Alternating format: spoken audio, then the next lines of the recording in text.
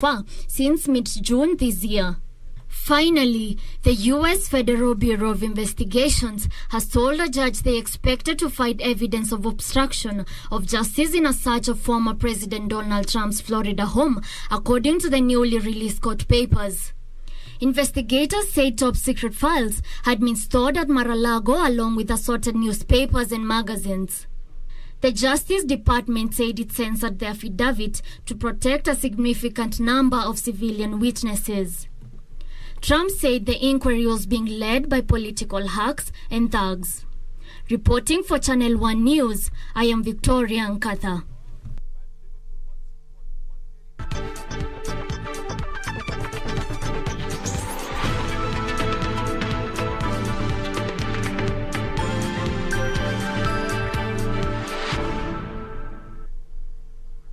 Welcome to the Living Legends segment. I am Fayaz Qureshi. 37 years ago, with his father and brother in tow, he presented financing proposals to banks for a manufacturing venture. None of the banks bought into his vision. They opted to turn to people close to them, and they supported their idea. The firm they created has now become the largest oil processing firm in the region. On the Living Legends tonight, we speak to industrialist Vimal Shah, who is chairman of Bidco Africa. Vimal, welcome. It's an extreme pleasure to have you on the Living Legends segment. You are an absolute legend. Thank you. It's great to have you here on the show. Thank you for having me. So Vimal, let's set the ball rolling. Let's start off with your early life, where you were born, and your educational background. Well, I was born in Nyeri, and that was in 1960. And of course went to Nyeri Primary School in Nyeri, and then moved on to Nairobi. Went to High Ridge Primary School in Nairobi, and then finished my standard 7, went to Jamhuri High School. Oh, Jamhuri School. Jamhuri High School. I'm a Jamhuri boy as well. Great, so you're alumni too. Yes. And from there went to Aga Khan High, and then went to USIU in Nairobi, and graduated from USIU Nairobi with a bachelor's degree in business management. So tell us the transition thereafter now. You're out of university. Your family was in the clothing business at one point. What was the trend then? And I'll link it to another question. What drove your family to get into the detergent and soap enterprise?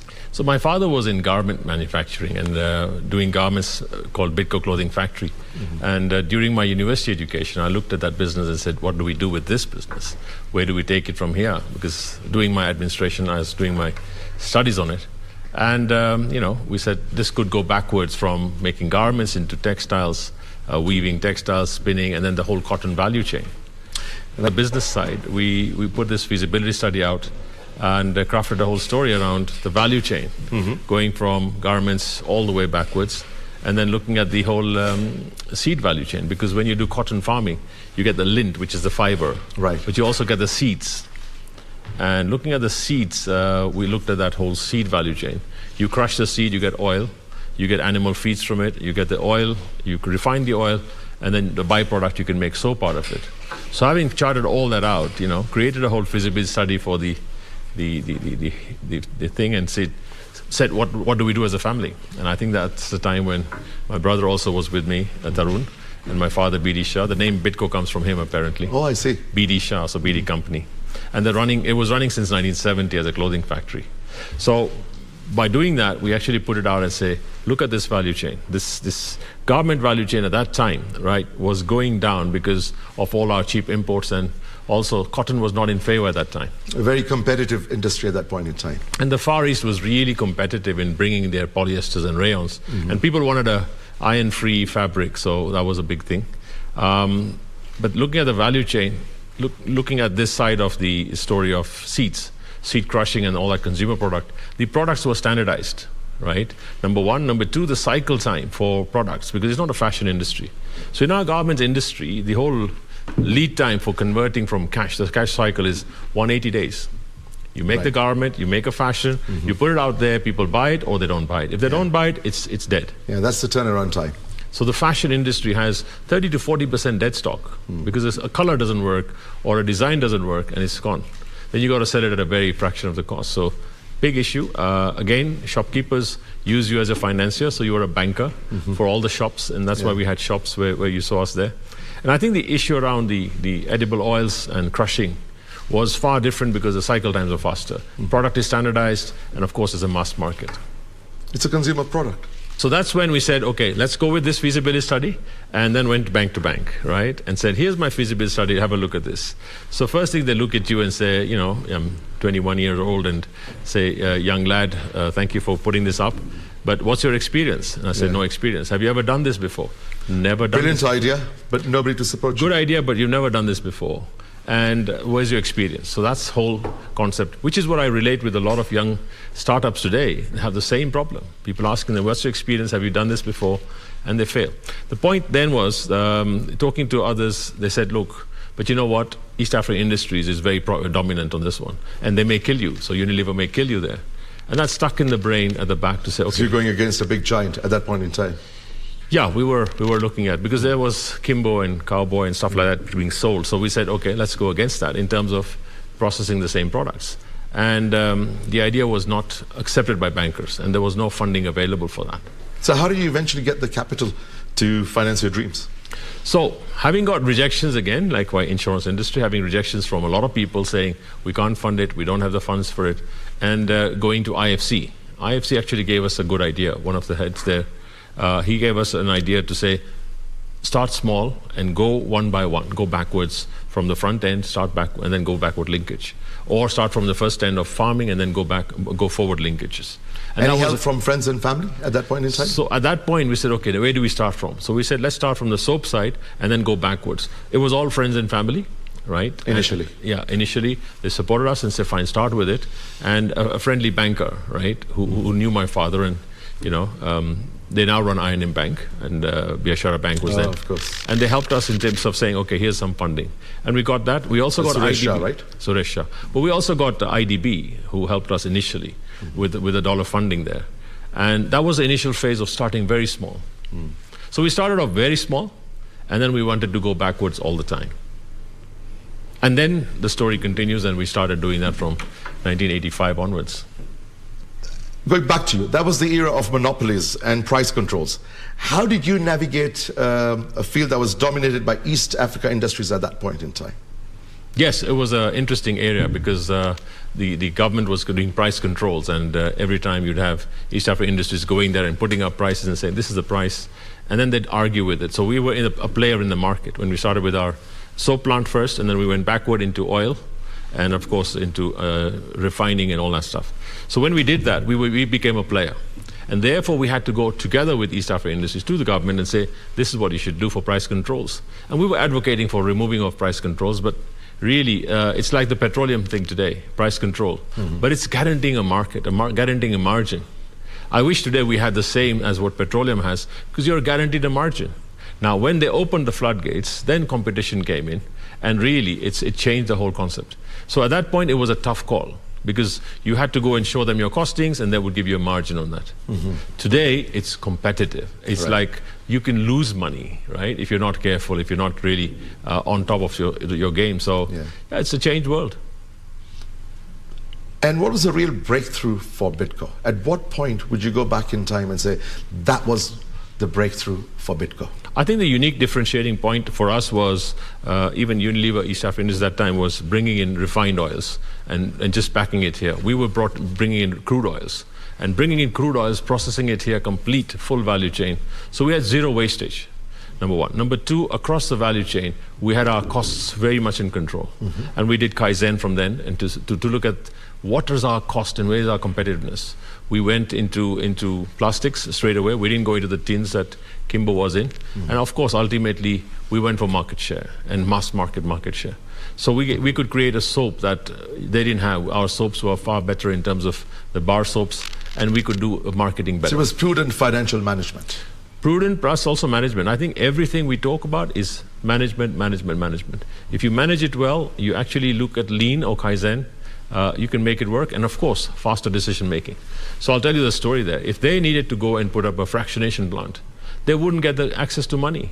as Unilever, because they say, hey, why do that? We could do it straight away, and we went into it. And we went the full value chain. So that way, we had many more products, many more varieties, and we could spin things around much faster. So having faster decision making here helped us a lot. And that's one thing I think a lot of Kenyan startups can really beat the multinationals at that game. And as you grew, you acquired brands from the competition.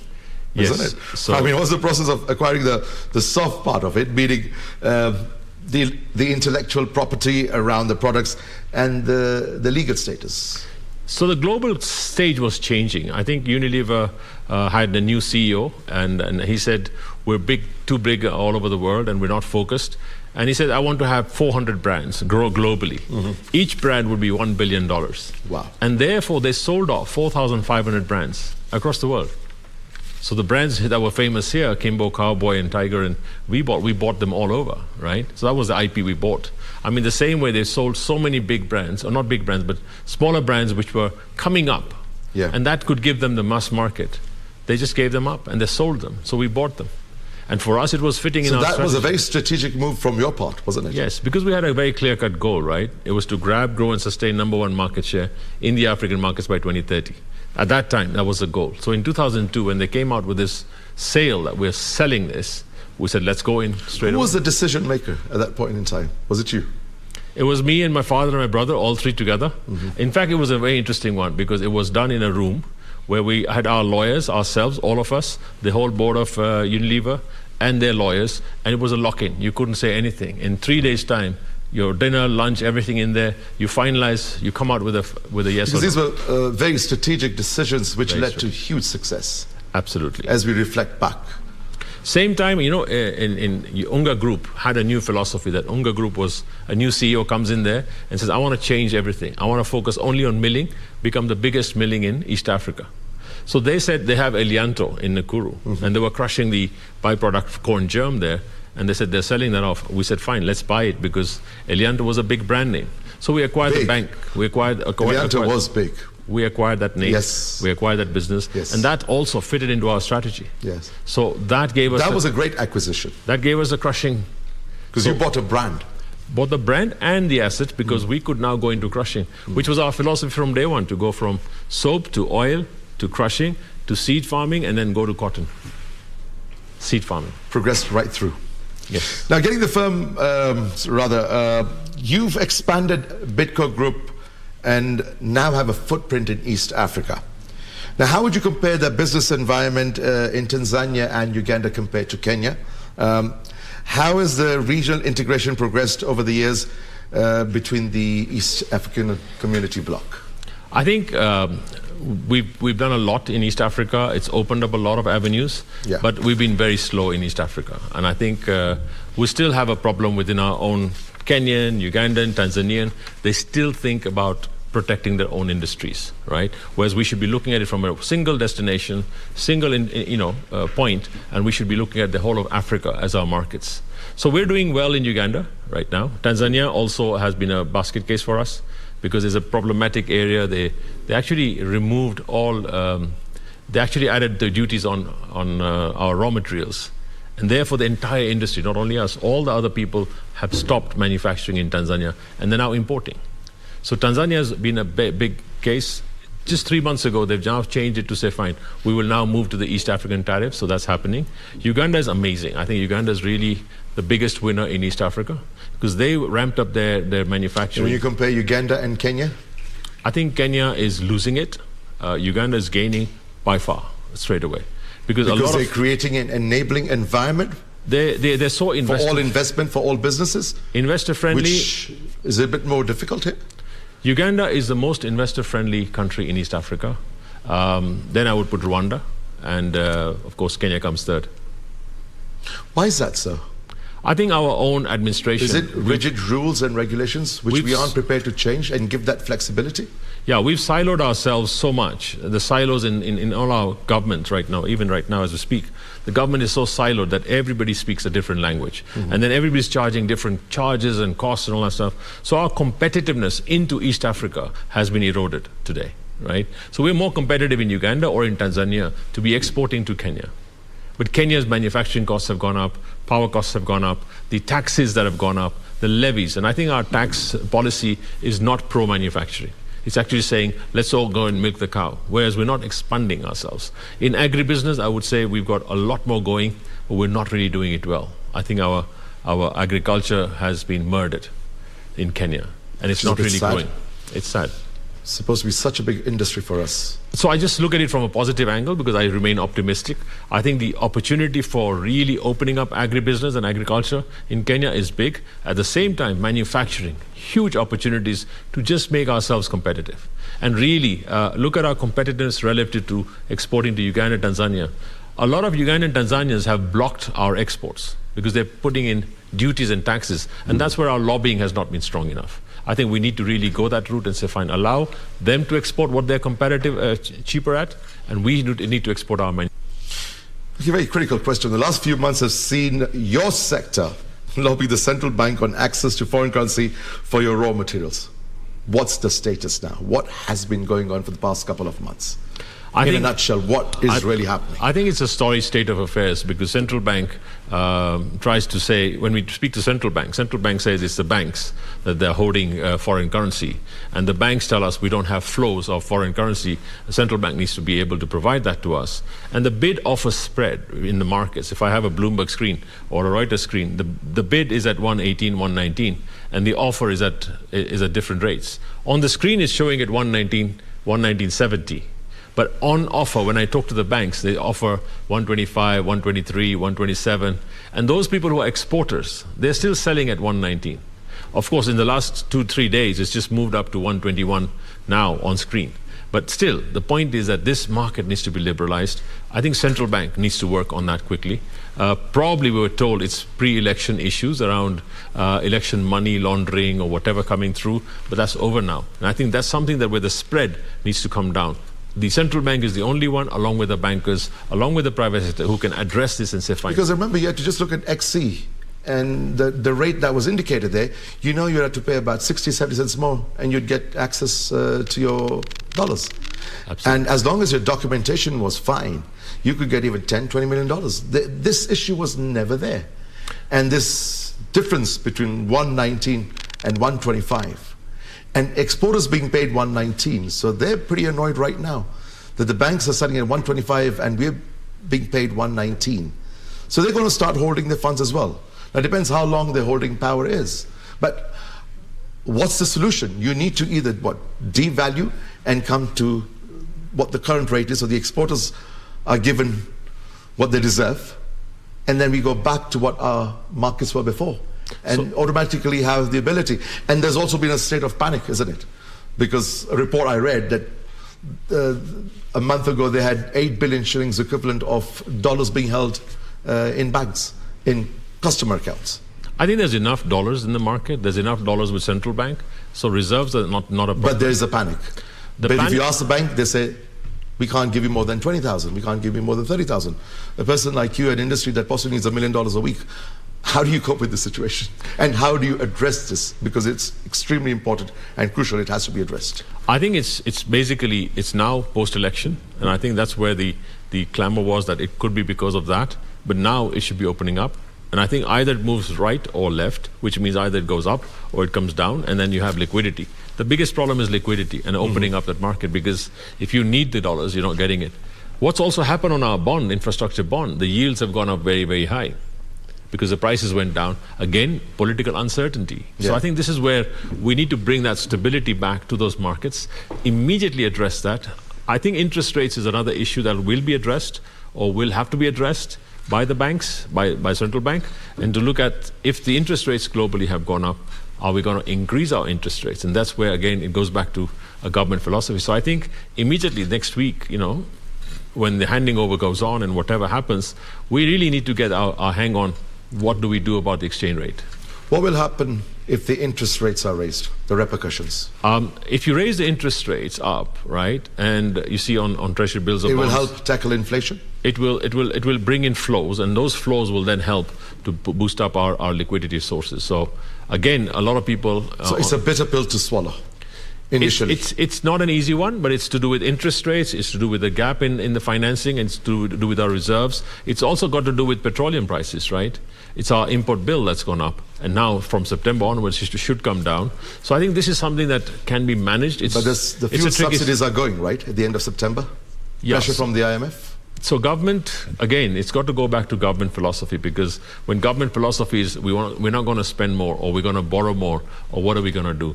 This is where I think that central bank may be looking for a lead from the newly elected government who comes in and really make sure this works well. Because Kenya is one case that really stands out. I mean, we're pro-liberalization, we're open, but really get our handle on this. But we've got a global economic problem. Our hands will be tied. It's not going to be an easy ride. It's not. I don't think it's going to be an easy ride for central banks. It's not an easy ride for the world. Relatively speaking, right, we're far better off than a lot of other markets in Africa. So that's the saving grace for us as Kenya. We're not as badly off as other countries. They've done a good job. So far, I would say central bank has done a good job. They've kept it in good condition. The macro, the foreign, the fiscal and the monetary affairs are really well handled. KRA, you saw, had a record collection. I think there's a spending side that's seriously a problem, and our government needs to remove wastage. By wastage, I mean anything that's corrupt, theft, or whatever, right, in government. That needs to be controlled on a massive scale, and this is where I think everybody coming in has got to show their leadership. I think that's happening already. People are saying, we will stop corruption, we will stop XYZ, and that's got to be the call of the day. Finally, to wind up this great session we've had with you, what would be your message to Kenya as we come to a close to this political season? I think when we went on the 9th, we went to the polls, we put our name and number to whoever we choose for, and that's it. Once we put it in there, we've done our job. And let all the rest be left by whoever's handling it. I think that's important. At the same time, in the end, why do we have leaders? It is the time for every single person to show their leadership, including people who voted, right? Let's show our leadership to say, where are we going? This Kenya nation building, right? It's not just like a start-stop, and it starts now in the next 5 years, ends. And I think politicians probably look at it from a five-year angle and say, it's the end of my story. We've got a long way to go. And I think this is where let's build Kenya, because Kenya is amazingly positioned in Africa. We've got everything that we very strategically located, isn't it? Geostrategic location is amazing. We've got access to the ports. We have a centralized position in Africa. We've been liberal. We've had very good administration so far. In fact, we've never defaulted on any of our loans as a country. We've got a lot of pluses. And we shouldn't let that go away, right? And I think this is the time to say, let's build on this with leadership to leapfrog to the latest. Our youth, amazing digital awareness. I think let's just give them the empowerment. Let's start looking at things from a different angle. The ACFTA Africa is opening up for markets. Why are we not looking bigger, right? And we're still stuck in our own county or our own ward, and we're stuck with that. And I think leadership, in my opinion, everybody's got a leader. Arouse that leader to say, I want to see that in my leader. Now, the people who have won, and 16,000 people stood for elections. 14,000 people didn't make it. They learned what to do better next time. The 1882 who went in there, it's also time for them to show leadership to say, I am now the leader of my ward or my county, and I got to unite everybody together. I'm the MP, I'm the senator, or I'm the governor, and I'm the president of a country. We need to unite, we need to come together and be one country that is solid. Because at the end of the day, we did have a split vote. It was 50-50, whichever way you look at it. Yes. 0.9, 0.5 doesn't make a difference. But the difference it makes is that we're still one country. We have no plan B. Let's be peaceful, but at the same time, yes, let's get that justice, because our national anthem says it all. Wajibu wangu. And I think wajibu wangu is, what's my responsibility this time? Whoever comes in, is it going to change me? Is it going to change them? But let's hold them responsible. Let's hold them accountable, and let's all start creating scorecards of what you promised and what you're delivering on a day-to-day, weekly, monthly basis, and really start delivering on promises. Let them be accountable. Let's be optimistic for a peaceful Kenya. It doesn't matter, seriously, in my opinion, it doesn't matter who comes in. Ultimately, it's, do they have Kenya at their heart? Number one. Number two, are they going to stop that wastage? Corruption. Isn't it very important to have that nationalism, that patriotism? Yes. That is very important, isn't it? To feel proud that I'm Kenyan and I need to make a difference. And how do I make a difference? By casting my vote. Yes. Because that's what makes a huge difference. Absolutely. And I think the important point there is that everybody who casted their votes, and those who didn't cast their vote also cast their vote to say, I don't care who comes in, right? Because then it's apathy, right? The point is, you've cast your vote. Let's make sure. I think we have people who want to make a difference. We have people who want to do the right thing. Let's make sure they do the right thing. Let's all help them together and say, fine, let's make sure we do it right. The fears that people have about this will happen, that will happen, is all fears. And I think this is where we got to remove the stereotyping. I would say, like in other countries, you look at, give an amnesty to whatever's happened in the past, but now going forward, there should be no more. If I've got a tank that's leaking, there should be no leakage from the tank anymore, right? If it happened in the past, if it happened in the past and the water's flown, you can't do anything about it. The past, move forward. We could speak for hours and hours. It's been an absolute pleasure speaking to a real living legend. Thank you so much for being with us on the Living Legend segment. Thank you very much. Are over, so we can shake hands. Thank you very much. It's been an absolute pleasure. It's been a pleasure speaking to Vimal Shah, chairman of Bidco Africa Group. His insights on manufacturing, public policy, and the vision of a farm-to-fork model are enlightening. We thank Vimal for being our guest on tonight's edition of The Living Legends. Thank you for watching. I am Fayaz Qureshi.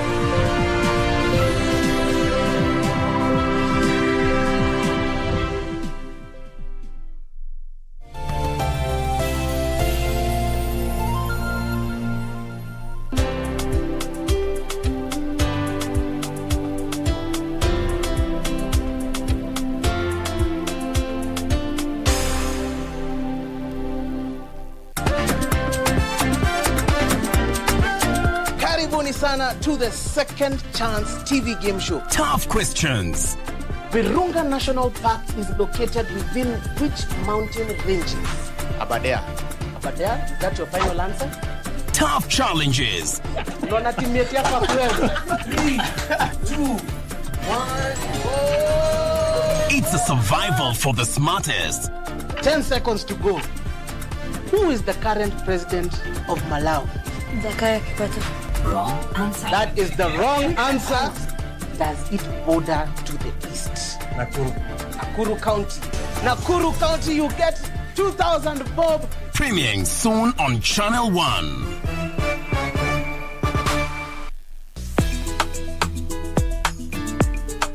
Aya, ile mstuko nikashindwa, watu wamekata usingo. Kwa nini analeta mimi shule? I want us to cooperate together. Cooperation ni ile ya serikali. Sio hiyo unamaanisha. Mimi ndio mwalimu ama ni wewe? Changanya mimi Monday, Jumatatu na Tembe. Tofauti na gani?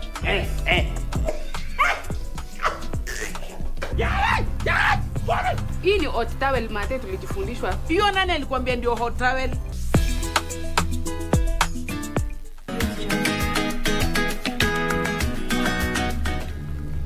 Dad. Tulia hivyo kesho na maliza mchezo. Wacha. Wakati nikikuhitaji ulikuwa wapi? Yaani hapo patamu. Bati ndo mtamu zaidi.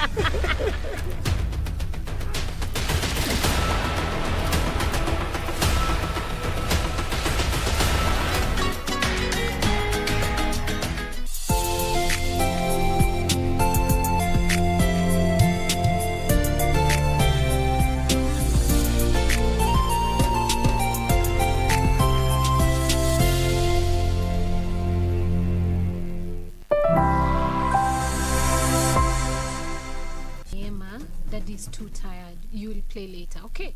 No, I'm never too tired. Come on.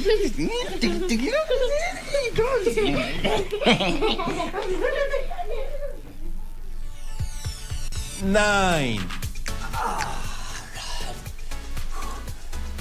10. 2 more. Whoa. 2 more. Okay.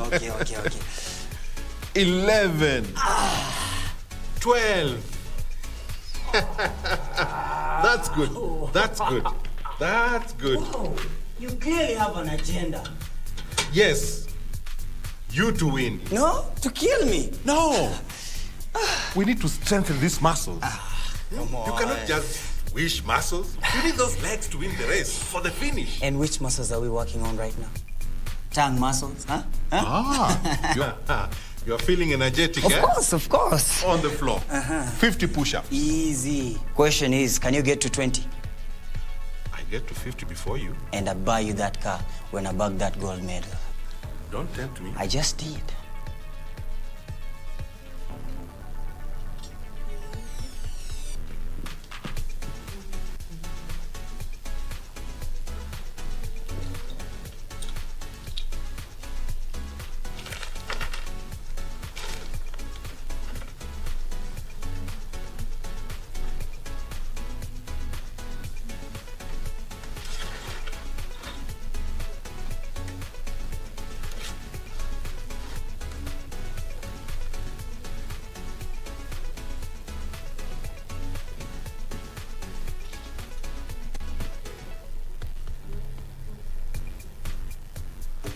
Whoa, 45.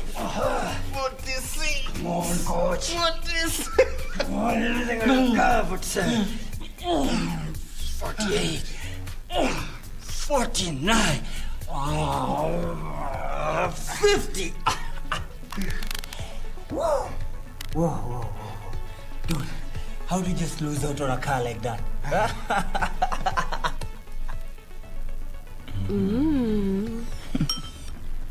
More? No. I'm going to miss you and your cooking. You will only be gone 4 days. I want you and Emma to come along. We already had this conversation before.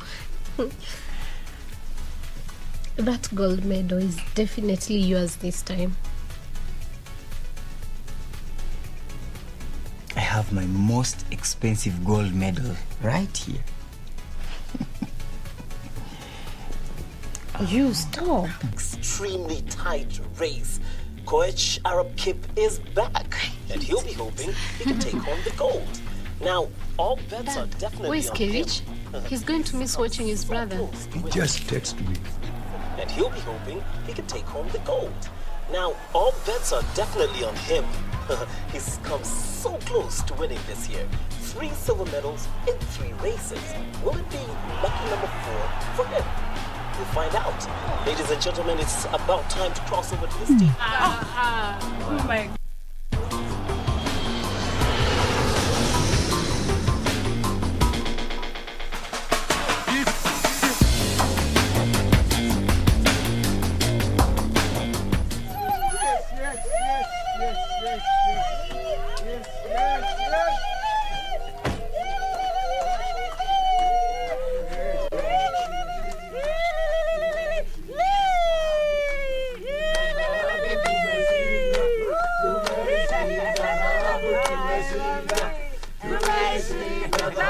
Tumeshinda.